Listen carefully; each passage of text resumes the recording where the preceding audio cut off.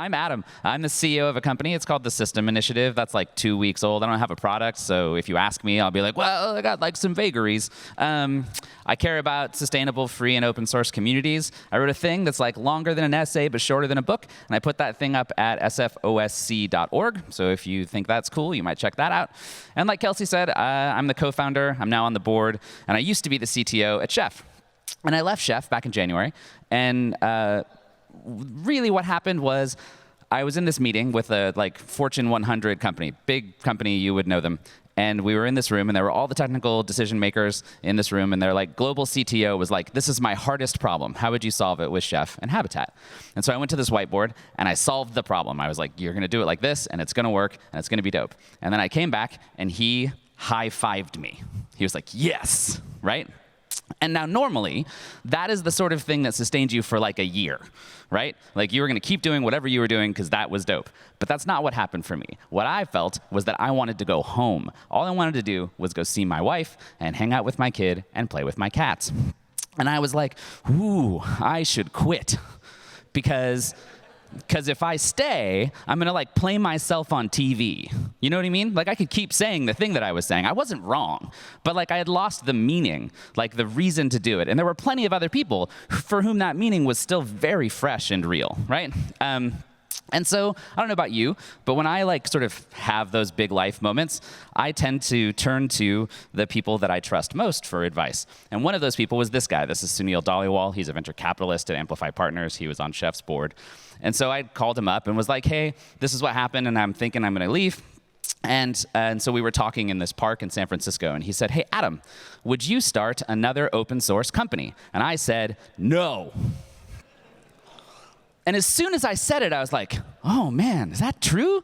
Do I mean that? Because I like open source, and I kind of love open source, and it's given me my whole life. You know, I have a house and a whole life, and there's a whole thing, and it all comes from open source. And it comes from OSCON and Velocity and all those things, really pretty core to sort of who I am. And so I was like, man, why did I say that? Is that true? Is that really what I think and what I feel? Open source kind of gave me everything.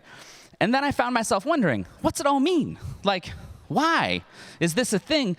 Maybe I don't care anymore. Did it never mean what I thought it meant? And I found myself with this moment where I was just searching inside myself for meaning and looking at the bigger world and trying to find some. And as I was doing it, sort of the broader open source community felt like it was also having this weird search for meaning. In particular, there's this group of companies in open source, business and open source, that decided that they were going to start doing non-compete licensing. So they started wanting to do licenses that were mostly open source, so you could get the source code and maybe do some stuff with it. But what you couldn't do was compete with them, right? If you wanted to compete with them, not so much. Can't use the software for that.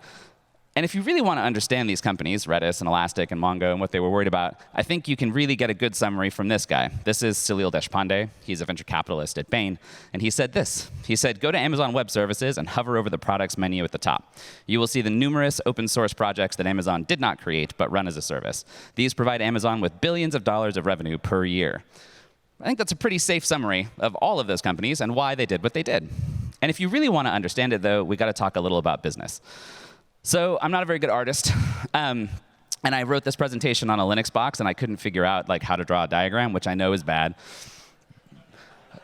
But I also am no longer employed, and so I was like, you know what? I don't have to do anything I don't want to do, and I don't want to boot into a Mac and do it in OmniGraffle. I don't care. So I wrote it on sticky notes. So here's the deal. This is how business works, real quick. At the top, you have every possible customer that could ever use your stuff, right? And then sometimes people call that a target market. And then you have those little lines that are dropping down, right? Those little lines are called channels. And channels are the way that those customers find your product. And they find it all kinds of different ways, right? So possible people who might like your stuff, a channel is once they've found it, how did they find it? And then it drops you into what's called a funnel. And you can think about the funnel as how we sell that thing to you. So you're just an amorphous blob of a person at the top, then I know who you are because you came in through a channel, and then I figure out how to sell you the thing I want, and that's the sales process. At the bottom, out pops money. This is how business works. It's how hot dog stands work. It's how venture capital startups work. It's how your bank works. It's just how it works, just the deal, right? And a business model, we talk about business models, that's the specifics of how you do this, right? So how a specific business handles all this. What are the channels people come in through? What's the target market? How are we going to prosecute them down to being sales? That's the deal, right? And we often talk about open source business models. And here's the thing. There isn't an open source business model. That's not a thing. And the reason is open source is a channel, right? Open source is a way that you, as in a business sense, that the business gets the software out to the people use the software, and then they become a channel, which then eventually tries to turn them into money. You don't have to believe me, you can believe this guy. This is Dev Itashariya, he's the CEO of MongoDB. And he said this, he said, we didn't open source it, MongoDB, to get help from the community to make the product better. We open sourced as a freemium strategy to drive adoption. And look, I get it. Dev has meaning in his work. His meaning is money. And he was like, I like that channel, that open source thing. People seem to use it. We're going to OSCON. We're up at 8:45. Here we all are. Let's prosecute some leads, right? And then he was worried about a spreadsheet like this showing up. This is, basically what a CEO looks like every quarter when you're reviewing sales. And you have this list of all those leads that came in through a channel, right? And then you say, hey, did you win the deal, get paid, or not? And if you lost, you have to describe why you lost. And they will see this reason column on the right, and it says Amazon.com, and the reason you lost is because they took your software and ran it, and you're mad, right? Makes sense. You're like, oh man, that sucks. Okay, maybe. And he was worried about it. And Salil from earlier also worried about it from a venture capital perspective. He was like, I got all these companies looking at all these spreadsheets. Look at all those lost deals, right? He's very upset. But here's the thing. It's terrible strategy. The decision that what you're going to do is close up is awful. Here's the deal. You got a couple of levers you can pull. So one at the top is number of opportunities, right? So how many people in the big bubble exist in the universe? And then at the bottom is a conversion rate that tells you, once I know who you are, how good am I at getting it through? Think of it like a soccer game. Number of opportunities is kicks on goal, right? How many times do I get to kick the ball at the net? And then conversion rate is how many times the ball go in the net. And what these dudes are optimizing for is getting the ball in the net at the expense of number of kicks. Who thinks that's a good idea? None of you, because it's a bad idea. That's why. Okay, but here, look, I get it. I see how you did it, because you were looking at a spreadsheet, and you're like, that's a bad idea. It's not. It's a bad idea. Unless you think that what I do is just think AWS is like without sin, I don't. This is Adrian Cocroft. I like Adrian quite a bit. He's backstage. You'll see him later. And he wrote this blog post called Keeping Open Source Open. And they did this because they were talking about Elasticsearch. And he had this to say. He said, maintainers have a responsibility to ensure that the primary open source distribution remains open so that the community can build on the project and the distribution does not advantage any one company over another. And I bolded this thing because it's a very long blog post. And that is the most important line in the whole blog post because it tells you why AWS cares. You know why they care? Because it's dope to take software that's hugely adopted in the world and just create a little channel and take a little money. And they don't even have to write the software. That's great for them. It's great for business. And he writes this whole blog post explaining why it's also good for you. But don't get it confused. AWS is doing it because it's good for them. It's good for business. That it's good for you is a side effect, right? They're happy for it to be good for you. But that's terrible marketing. Nobody's going to show up on stage at OSCON and be like, I love you because it's an incredible side effect, right? But that's basically what's going on. And so all the moral outrage here, this is a $900 billion company fighting with an $8.6 billion company about who gets to put their hand in your pocket. And the moral outrage on either side is bullshit. So then I thought to myself, if you can't find meaning in business, where will you find it? And so I thought, I'll go to the Free Software Foundation. Clearly, these dudes got meaning on lock. Okay, maybe, sort of, not so much. Here's what they got. They have an outcome that they chose, just like Mongo's. Mongo's outcome, dollar bills, right? Free Software Foundation's outcome, user freedom, right? If it's good for user freedom, I like it. If it's bad for user freedom, I don't. Pretty straight up. But here's where it goes weird for me. This is the anti-996 ICU license.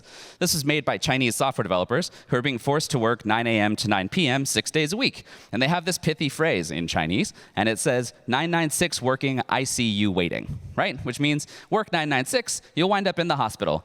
And so they wrote this software license that says, hey, you can do whatever you want with the software. What you can't do is violate labor law. If you do that, you're not allowed to use the software anymore. And so one imagines that if a bunch of Chinese software developers forced to work illegal working hours and wind up in the ICU were looking for allies, they would find natural allies in the Free Software Foundation. Here's what they said. This is not a free software license. It places restrictions on the freedom to use the program for any purpose. Please do not use this license for your own software. We will avoid using software under this license as we do all other non-free software. Just to be clear, the outcome that the Free Software Foundation is wanting, which is end user freedom, they're putting over Chinese software developers' ability to organize themselves to not die at their desk. And I gotta tell you, I wouldn't put that stack rank that way. But, hey, I'm sure they love it. I'm sure there's nice people at the Free Software Foundation who believe in those things, and they just like pushing their thing. But I don't find a deeper meaning in it either, because it's definitely not mine. So then I thought, maybe these guys. This is the open source initiative. They steward the open source definition, and that definition I love, and it has given us all so much.